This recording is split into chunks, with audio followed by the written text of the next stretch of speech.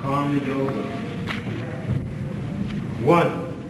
Arjuna said, O Janardana, O Kitsava, why do you urge me to engage in this ghastly warfare if you think that intelligence is better than fruitive work? Purport. The Supreme Personality of Godhead, Sri Krishna, has very elaborately described the constitution of the soul in the previous chapter with a view to delivering his intimate friend Arjuna from the ocean of material greed. And the path of realization has been recommended, Buddhi Yoga, or Krishna Consciousness. Sometimes this Krishna Consciousness is misunderstood to be inertia, and one with such a misunderstanding often withdraws to a secluded place to become fully Krishna conscious. Right. This is very important point. Sometimes it is thought that a spiritual life means to retire from active life. That is general impression. People think that for cultivation of spiritual knowledge or self-realization, they should go to some Himalayan caves or some secluded place. That is also recommended.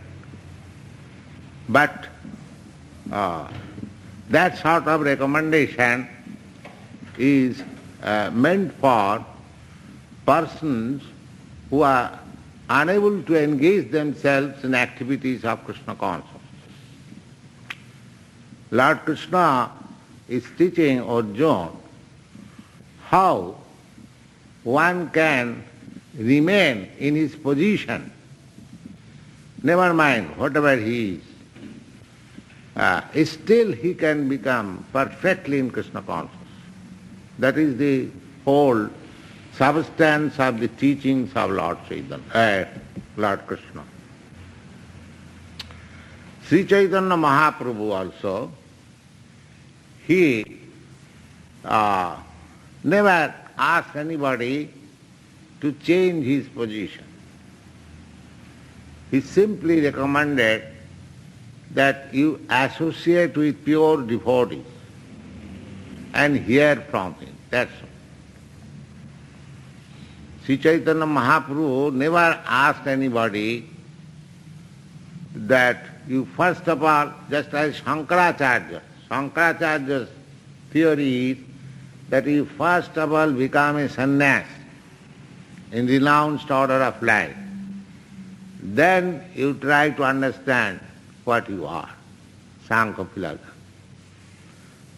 Therefore, according to their system, anyone who takes sannyas, he is supposed to be immediately merged into the existence of God.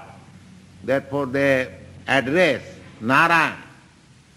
In Sankara Sampradaya, one sannyasi addresses another sannyasi as Narayan. But here, in Krishna consciousness movement, there is no condition. The only condition is, that is not condition, that is recreation. Just like we have got this nice place. We invite people, please come and join with us. Not necessarily that one has to come and dance with us or sing with us. Simply if he comes and sees our activities, that is also a great benefit.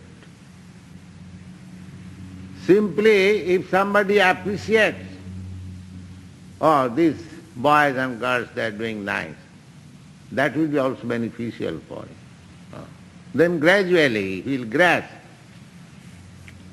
But people are so obstinate that in spite of our repeated request, please come and join with us, they have no time. Go on, here.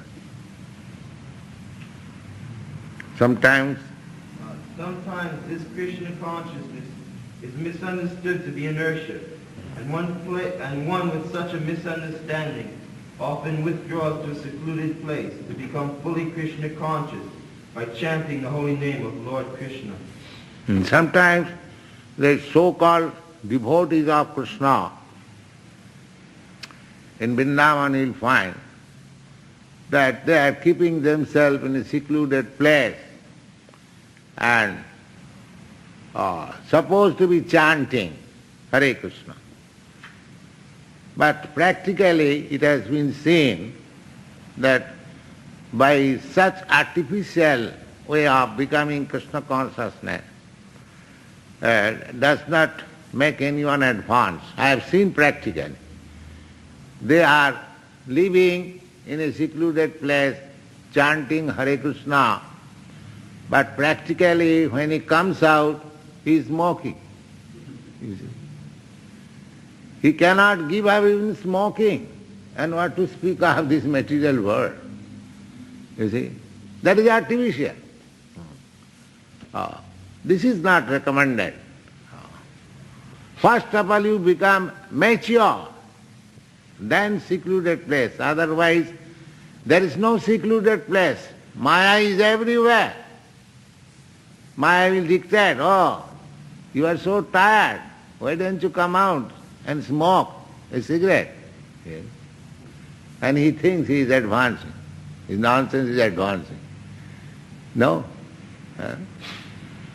Phalena parichayate. By the result one has to be judged how far he has advanced. Similarly, there are so many persons, they are meditating. What meditating nonsense? What is their character? If we challenge their character, nonsense. So this sort of things will not help.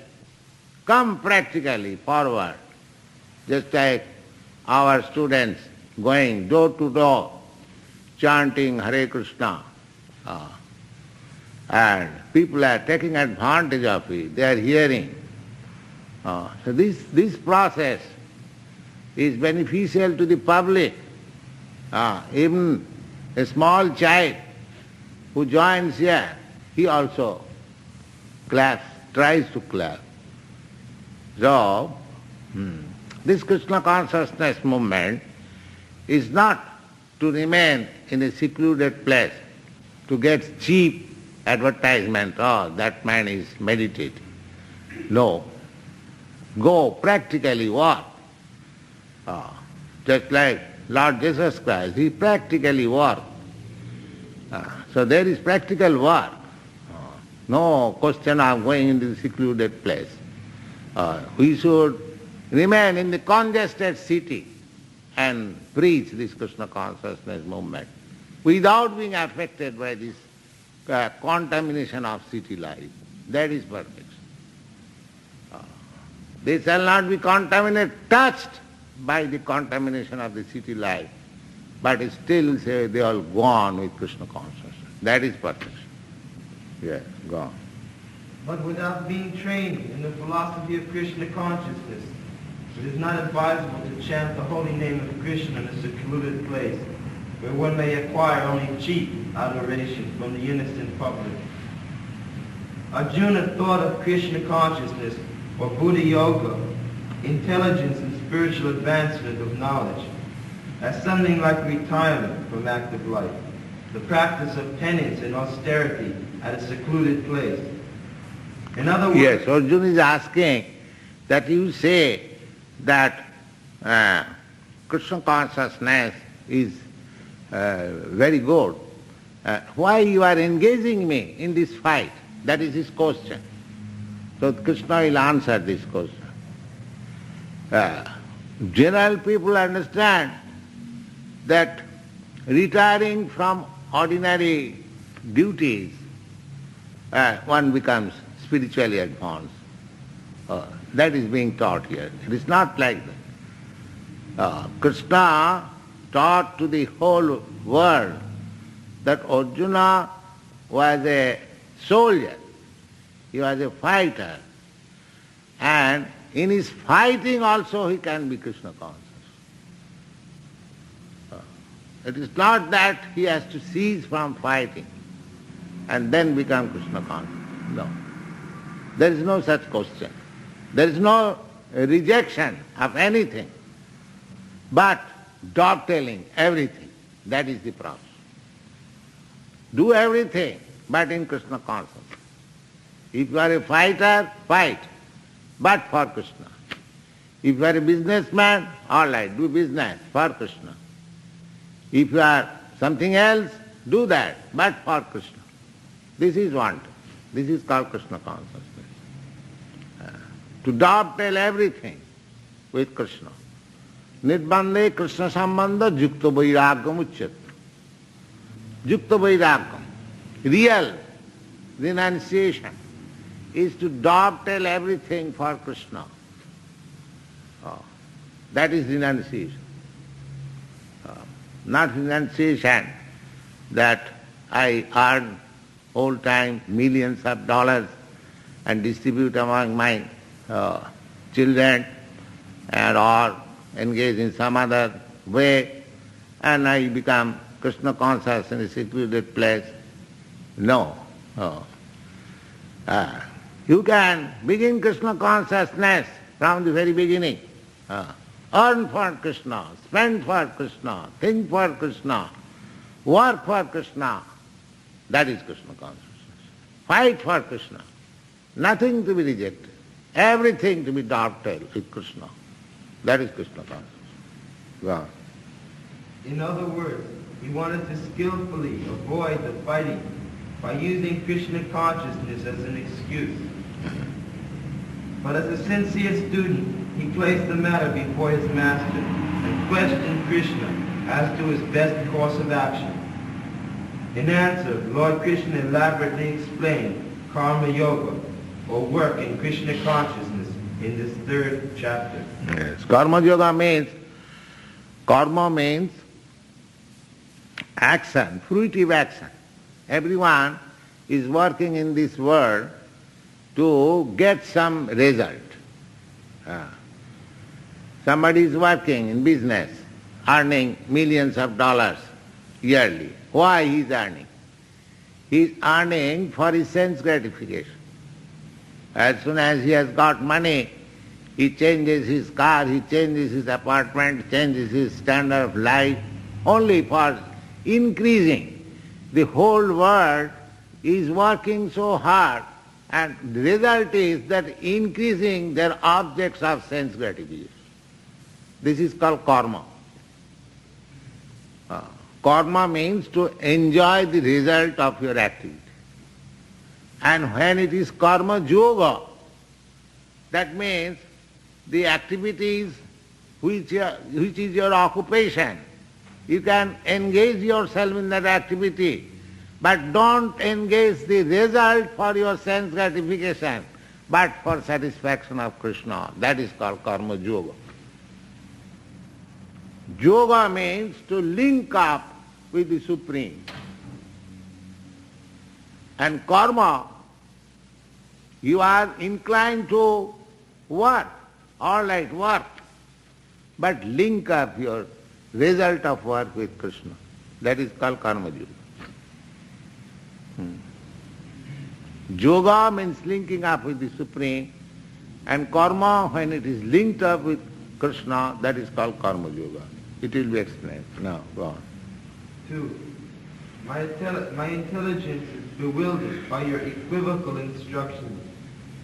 Therefore, please tell me decisively what is most beneficial for me. Yes. People think it is equivocal. I ask you to become spiritualist, still I ask you to work ordinarily, go work like this, work like this. They will think, what sort of spiritual life this is? They are also earning money. They are also working in the factory, or they are also doing this or that. So, to the ordinary man it appears equivocal. But it is not equivocal. That is the real process of working. Go on. Purport. In the previous chapter, as a prelude to the Bhagavad Gita, many different paths were explained, namely Samkhya Yoga, Buddhi Yoga, controlling the senses by intelligence, work without fruitive desire, the position of the neophyte, etc. This was all presented unsystematically. A more organized outline of the path would be necessary for action and understanding. Arjuna therefore wanted to clear up these apparently confusing matters so that any common man could accept them without misinterpretation. Although Krishna had no intention of confusing Arjuna by any jugglery of words, Arjuna could not follow the process of Krishna consciousness, either by inertia or active service. In other words, by his questions, he is clearing the path of Krishna consciousness for all students who are serious about understanding the mystery of the Bhagavad Gita. Yes, sometimes it appears to the student contradictory. But actually, the master who is well conversant, he does not say anything contradictory. It is the misunderstanding of the student that sometimes he thinks that it is contradictory. Therefore, the question is allowed. You will find that a student is advised to question to the spiritual master that with thee you should understand the transcendental science by the process of first thing is surrender, and then question and seva, service. Surrender and service and question.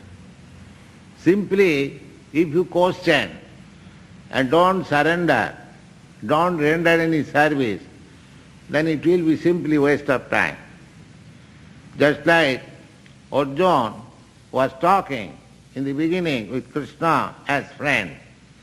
The Krishna was talking very cautiously because it was friendly talk. But now when Arjuna surrendered unto him, I accept you as my spiritual master, he is talking freely. This is going on. Here. Go on. 3. The Blessed Lord said, O sinless Arjuna, I have already explained that there are two classes of men who realize the self.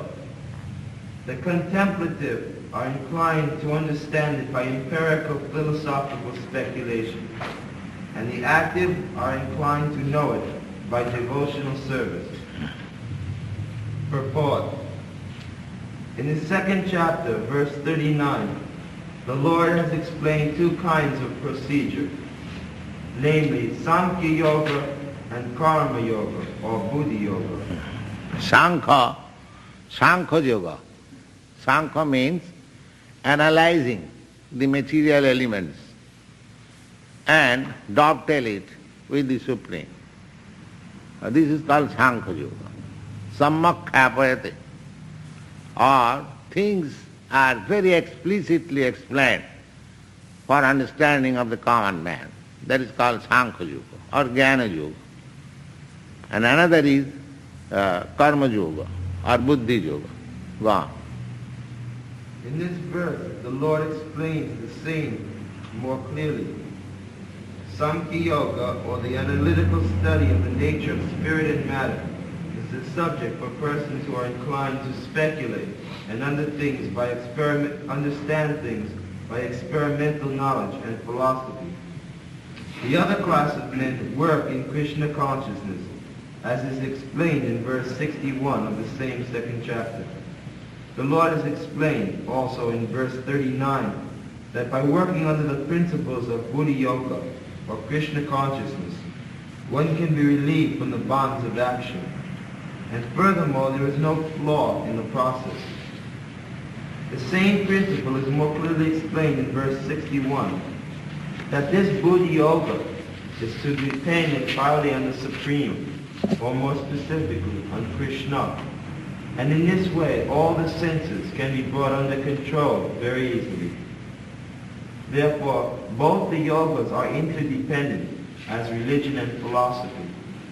Religion without philosophy is sentiment, or sometimes fanaticism. while philosophy without religion is mental speculation. The ultimate goal is Krishna, because there are certain class of men who are simply philosophizing, and there are certain class of men who are simply blindly following religious ritualistic processes. So, Bhagavad Gita is combination of both. That is scientific. You should be religious, but should understand everything philosophically. Otherwise one becomes fanatics, religious fanatics. In the Chaitanya Charitamrita, it is clearly said that Chaitanya dayar katha karaho vichar. You people, you try to understand the gifts of Chaitanya Mahaprabhu by your philosophical understanding, not blindly, philosophical. And vichar karile chitte paibe chamatkar. If you are actually a wise man, then you will find it is sublime. And if you simply stick to your own religious ritualistic principle, don't try to understand the philosophy of everything, then you become a fanatic. So we should not become religious fanatics nor dry mental speculators. Both these classes of men are dangerous. They cannot make any advance. The combination. You should be religious, but try to understand each and every line philosophically. Just like in the Bible, there is the statement, God created this universe. It is a fact. But because modern educated persons are not explained how God created, how the process of creation, these things are explained in the Bhagavad. How the sky became in existence, then the earth became in existence, the fire became in existence. There is a process, general graduation. Actually, God has created the world, that is, there is no doubt about it. But because it is not philosophically explained, the modern educated person, they don't accept.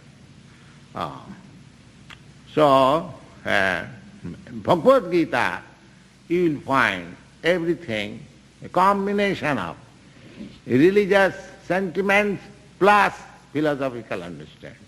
That is one. Go on. The ultimate goal is Krishna, because the philosophers, who are also sincerely searching after the absolute truth, come in the end to Krishna consciousness. This is also stated in the Bhagavad Gita. The whole process is understood, is to understand the real position of the self in relation to the super self. The indirect process is philosophical speculation, by which gradually one may come to the point of Krishna consciousness. And the other process is by directly connecting with everything in Krishna consciousness. Yes, if you want to go to the goal by philosophical speculation, analyzing, this is not spirit, this is neti, this is not Brahma, this is not spirit, that also will help you. But in this age, such philosophical study, not in this age, every age, that is a very long-term process. But when people lived for a very, very long time, it was possible to arrive at the goal of life by such process. But in this age, there is no time. I do not know what is going to happen to me just after coming out or while I am sitting in this room. Even a big man, President Kennedy, he was going in procession He never expected that he will be short, but he is short.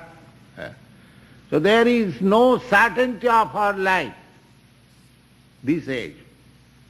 Therefore, we should take up the quick method for self-realization.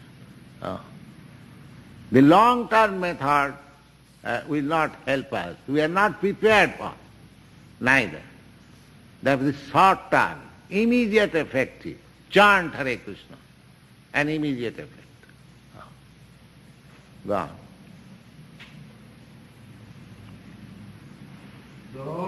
The indirect process is philosophical speculation, by which gradually one may come to the point of Krishna consciousness. And out of the other process is by directly connecting with everything in Krishna consciousness. Out of these two, the path of Krishna consciousness is better, because the philosophical process does not purify the senses. Krishna consciousness is the philosophical process. You can show by jugglery of words your academic qualification, but it will not take you to the right. We have seen many such philosophical speculators. They are simply talking in the meeting, but that's all. And if we study their private character, it is less than ordinary man. Less than ordinary. That will not help us in this age. You see, you may take some credit in a meeting. Oh, he is very nice speaker. So what is that? If you become a nice speaker, what will help you in your spiritual realization?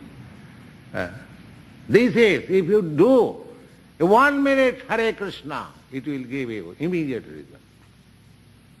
1 second, if you chant or hear. This is so nice. Direct method, immediate. God. Krishna consciousness is itself the purifying process, and by the direct method of devotional service, it is simultaneously easy and sublime. 4. Not merely by abstaining from work can one achieve freedom from reaction, nor by renunciation alone can one attain perfection. Yes. Simply by, it is explained, go on. Purport. The renounced order of life can be adopted upon being purified by the discharge of the prescribed form of duty. The prescribed form of duties is laid down just to purify the heart of materialistic men. Without the purifying process, one cannot attain success by abruptly adopting the fourth order of life, sannyasa. The fourth renunciation is the fourth order of life according to Vedic civilization. Just like we are sannyas. So, we are also householder. I have got my wife still living, I have got my children. But I have been able to come to this stage of renunciation, forgetting my all relationship with my wife and children and family and home, because I was trained gradually. I was trained as brahmachari, as grihastha, by the mercy of our spiritual master. Therefore I don't feel anything. But abruptly, if we take to sannyas order, then we have seen many persons abruptly taking, or without understanding the self-realization process, he fails. He again comes back to the materialistic way of life in a different form. Suppose he begins in philanthropic work, some hospitalizing or opening educational institution. That is nice, but these things are being done by the government and many philanthropic persons. That is not the duty of a sannyasi. A sannyasi, a renounced order of life, his main business is to spread Krishna consciousness or God consciousness. That is his real business. But if one has not the taste, what is Krishna consciousness, simply accept sannyas, then he will do all this nonsense work. And of course I don't wish to name here. Some of our students went to a very big Swami here in New York. He found that he was smoking. And the student said, Swamiji, we don't smoke. He was the same. So what is the use of taking this kind of sannyas? Sannyas means to give up all material contaminated activities for the sake of the Supreme Lord. That is called sannyas. Shat, nyas, sannyas. This is the combination. Shat means the Supreme, the ever-existing. And nyas means renunciation. That means one who has renounced everything for serving the Supreme. He is real sannyas. He may take this dress or not, that doesn't matter.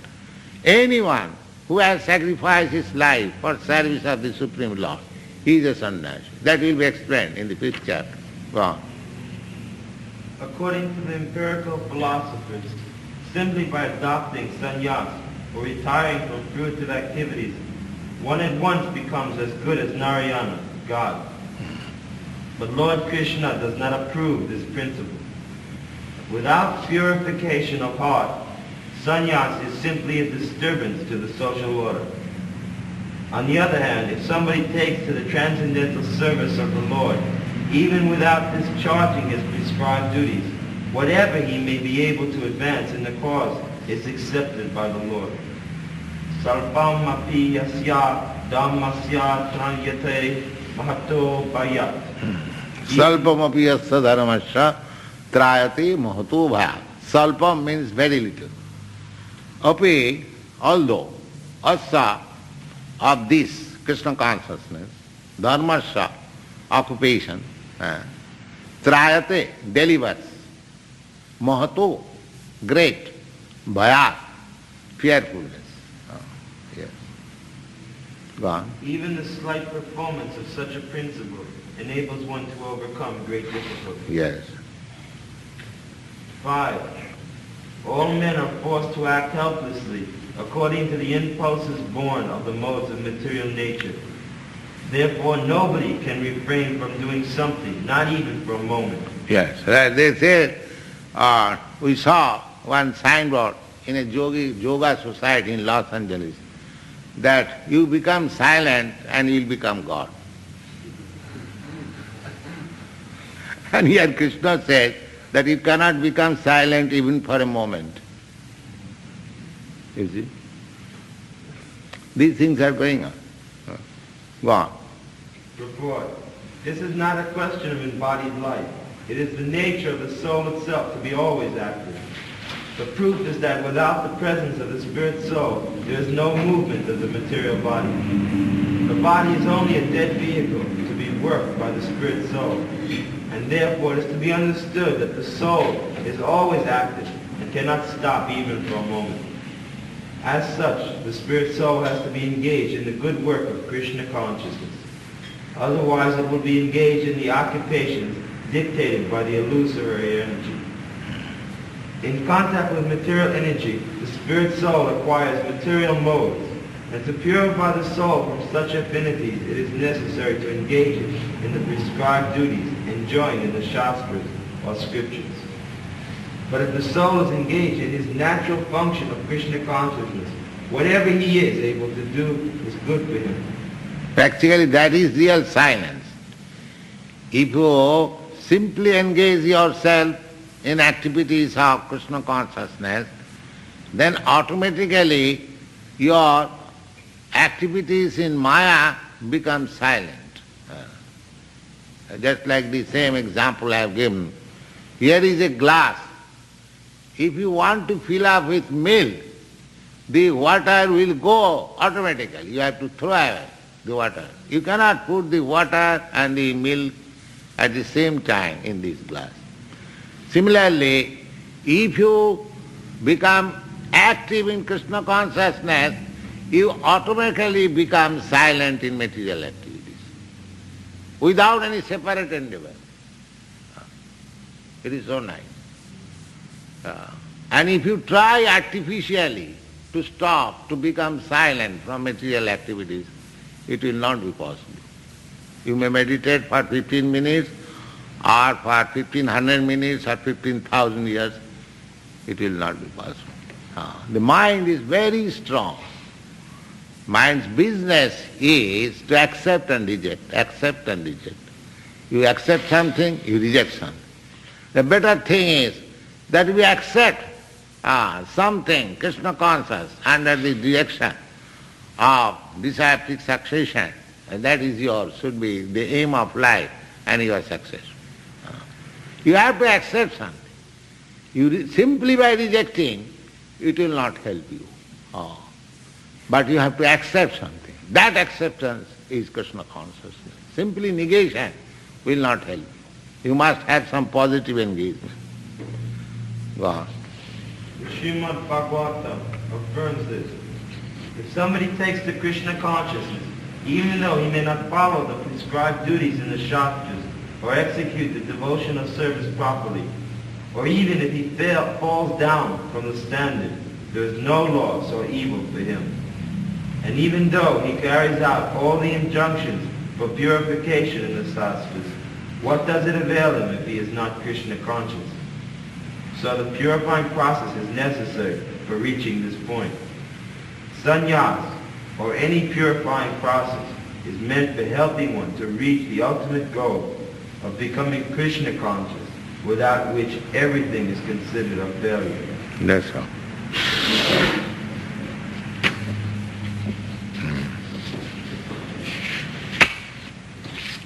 So, any question?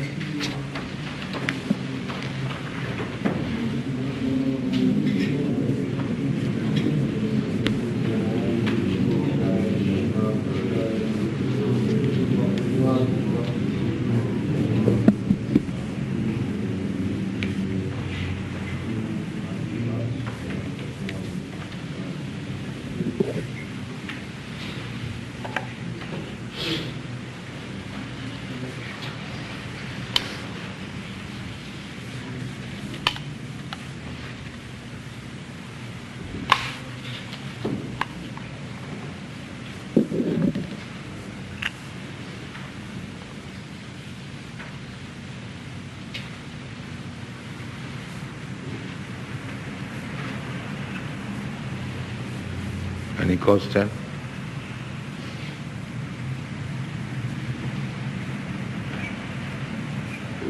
Actually, so many people who stop performing prescribed duty to engage in so-called meditation, actually they're committing sinful activity.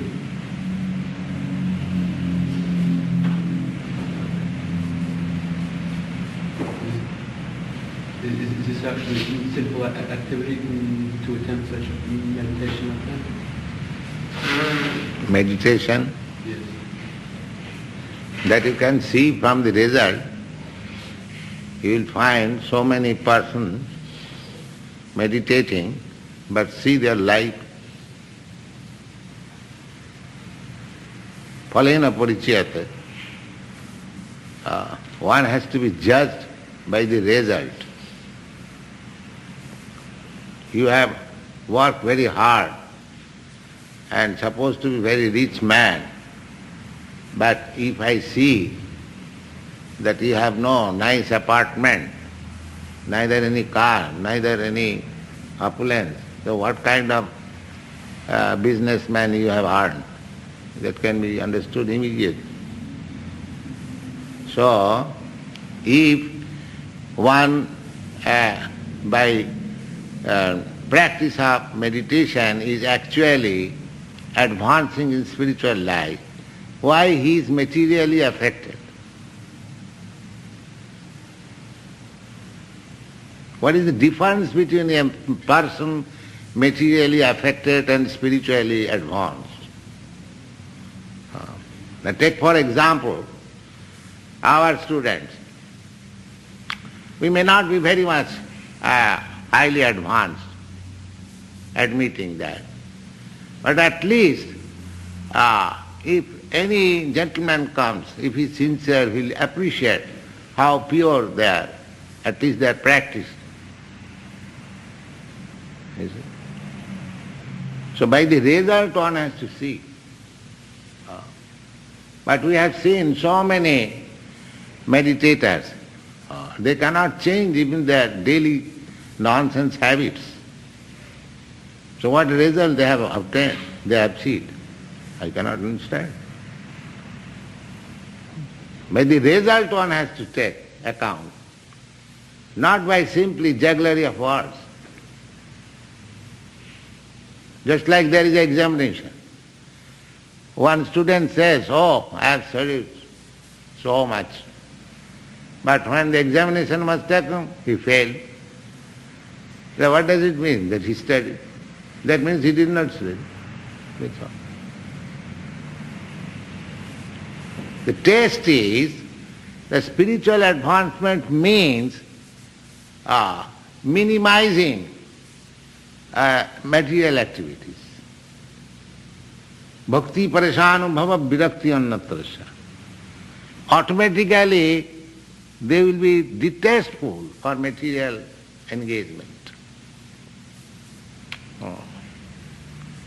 Spiritual advancement means that. Just like a hungry man, if you give him to eat, as soon as he begins to eat, immediately he feels satisfaction. And when he is fully fed, he will say, no, I don't want anymore. So similarly, spiritual advancement means proportionally one should be distasteful to material engagement. That is the test. So if anyone is advancing by meditation or bhakti yoga or Krishna consciousness, one has to give evidence that he is now being proportionally detached from this material engagement. That is the test. This is not for only the meditators, it is for you also. How far you are advancing in Krishna consciousness, you test yourself. How far you have become detached from material consciousness. That's all.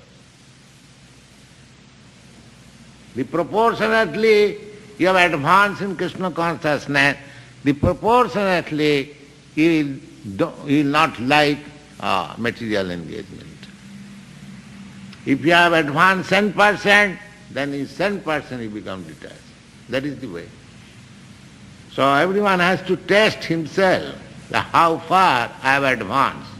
That means how far I have become detached with material contamination. That's all. The test is in your hand. And if you are sincere, then you should test yourself. And if you want to make show, that is a different thing.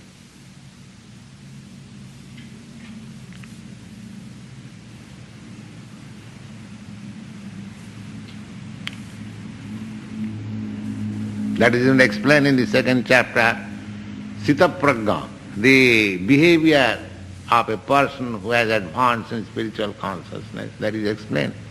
You have studied. He talks like that, he walks like that, he behaves like that. So many things they have been explained. These are the tests. So we may not be able to achieve all the success immediately, but everyone should try to follow. The meditation process is also one process. That is also one of the process. That is good. But we simply say that this process is not, very fruitful in this age. In this age, this chanting of Hare Krishna is the most beneficial process. That is our program.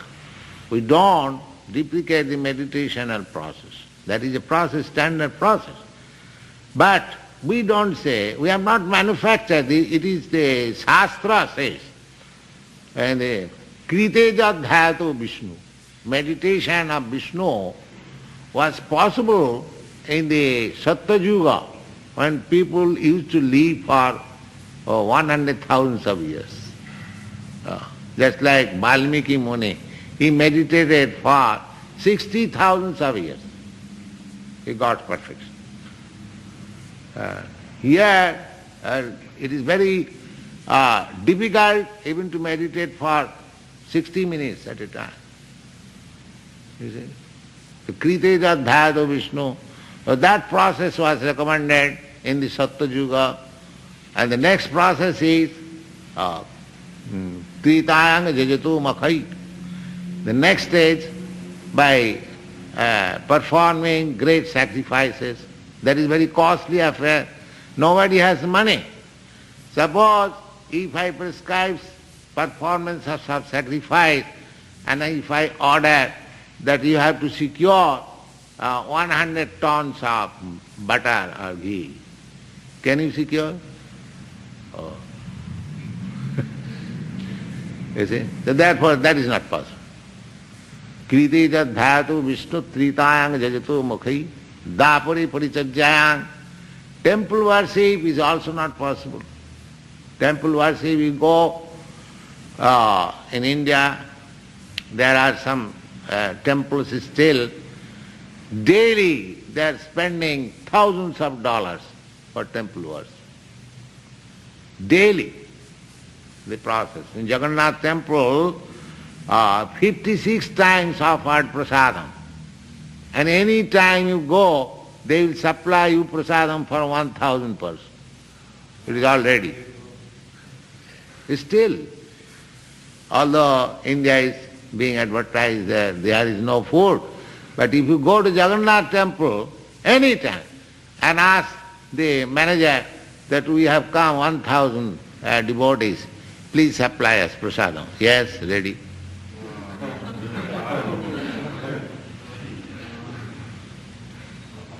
So that is being that the arrangement is there from since last 2,000 years. The Jagannath has property, there is production, there is good management, that is going on. Similarly, there is another temple, Nathodvar.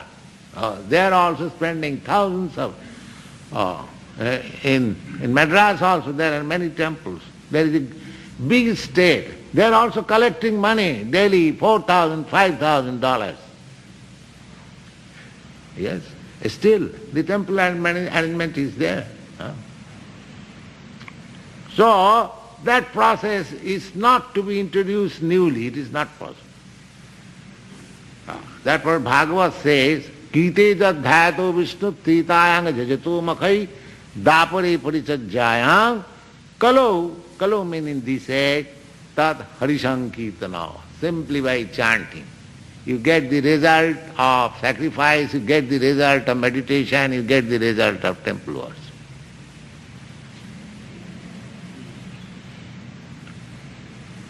Here we are of course attempting to worship Jagannath with our teeny efforts. But if you go to the real Jagannath temple in Puri, you'll see 56 times. When Lord Chaitanya was invited by Sarvabhauma Bhattacharya, so he gave him so much rice and vegetables and all these things. So he thought it is offered to Jagannath. So he asked Sarvabhauma Bhattacharya, all right, give me little prasadam from this, I shall eat. So Sarvabhauma Bhattacharya said, no, you eat the whole thing. Oh, how it is possible? Then he gave the example, sir, you don't say like that. I know you are taking in the temple 56 times like this, and this is only a morsel of food for you.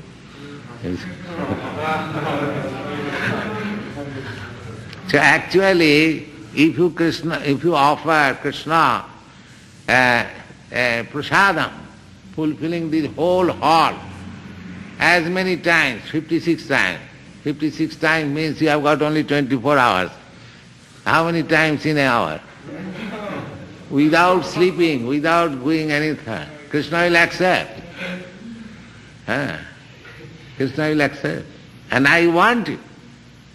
You American people, you have got so much money, you engage your money in that way. Don't spoil your life by this way and that way. So you can do that. You have got enough, sufficient means to offer Krishna 56 times. You see? Just see the result.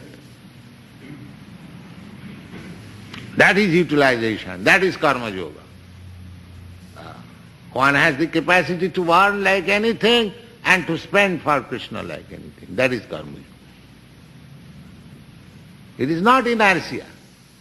Though I have got chanting Hare Krishna, I shall go and sit down, eat at the expense of others and chant Hare Krishna. No. This is karma yoga. Pranairarthi dhiyavacha. You have to employ your life, your money, your words and your intelligence, all for Krishna. That is Krishna consciousness. If you have got enough money, spend it for Krishna. Don't stock it. The more you spend, more you become balanceless for spending Krishna, then more you are benefited. This is the path. That will be taught in the Karma Yoga section. And how one can, unless one is spiritually advanced, how he can sacrifice his hard-earned money for Krishna? Everyone thinks, oh, I have earned this money, working so hard. Why shall I spend it for Krishna? Let me keep it. I shall do it for my sense gratification. This kind of advancement is nowhere. You see?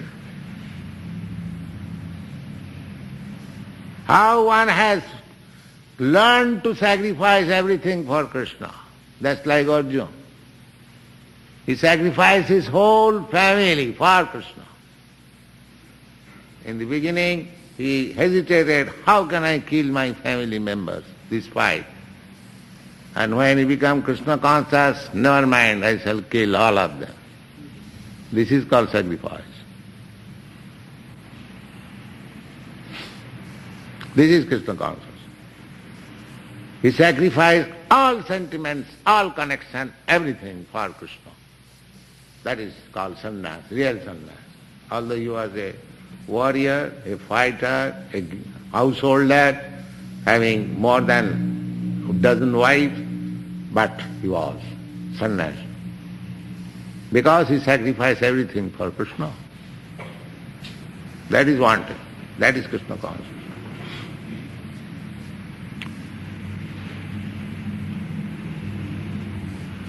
So everyone can test how far he has advanced simply by this. How far I have become prepared to sacrifice everything for Krishna.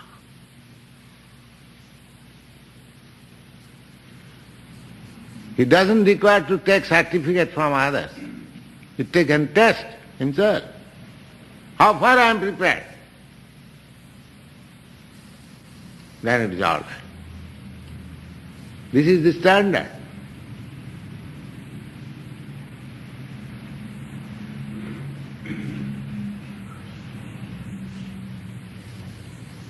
All right, chant Hare Krishna.